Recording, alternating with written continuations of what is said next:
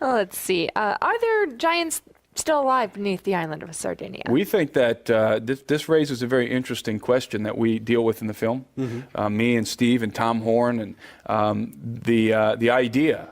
Could there be giants in stasis? Yeah. In a state of suspended animation, and Steve Quayle has received information from military sources that would indicate yes, they can be woken up as well, but that there are still giants in stasis to this day. That seems crazy, but this is something that Aristotle may have hinted at, and Aristotle, in his treatise Physics. I've read it, and you know what's interesting is actually the quote that you're about to quote. I quoted the very same thing in my book Quantum Creation, but I stopped right at the interesting part because I was talking about time, and basically you missed the boat. I missed the boat. I was basically focusing on that, and I missed the whole second part about Sardinia. Yeah, and isn't that amazing? So here he is, and talking about making an illustration of how time differs from conveyance from one location to another. If you go from here 10 miles down the road, you feel like you've traversed a certain amount of space, whereas time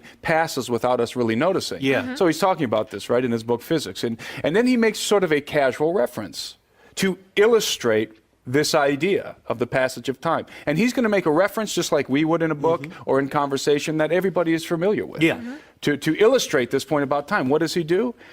He makes a reference to Sardinia, to those who are fabled to sleep among the heroes in Sardinia. That when they arise, when they are awakened, they don't realize how much time has passed. And we're not talking about, falling asleep and waking up from a nap, or waking up in the morning, having gone to bed at night. He's talking about a considerable amount of time that passes, and that there seems to be some kind of a connection between giants and being able to reanimate them from the underworld.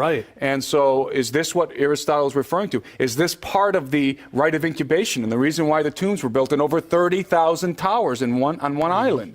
Is this all associated with the idea that giants, that these beings, the heroes, the mighty ones, the Nephilim, the Rephaim buried in the soils of Sardinia, can be awakened, either resurrected or reincarnated, or are they in stasis and suspended animation? That seems like a ridiculous idea, but the truth is that this is integral to Bible prophecy, this idea, and also is reiterated in the ancient world in many different texts and poems and all kinds of occult prophecies and so forth. You find this kind of information.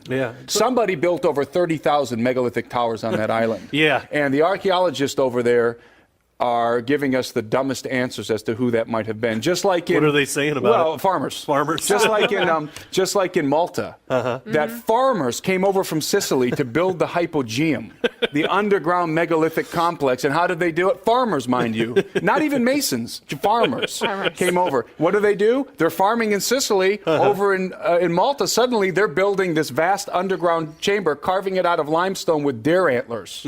Oh, geez. Farmers, right? What do farmers do? They farm. If they're not farming, who farms for them? Well, that's true. And who defends them while they're building 30,000 megalithic towers? This is civilization, advanced technology. We think almost certainly, certainly it's giants involved in this kind of activity, and the tombs of the giants were for giants.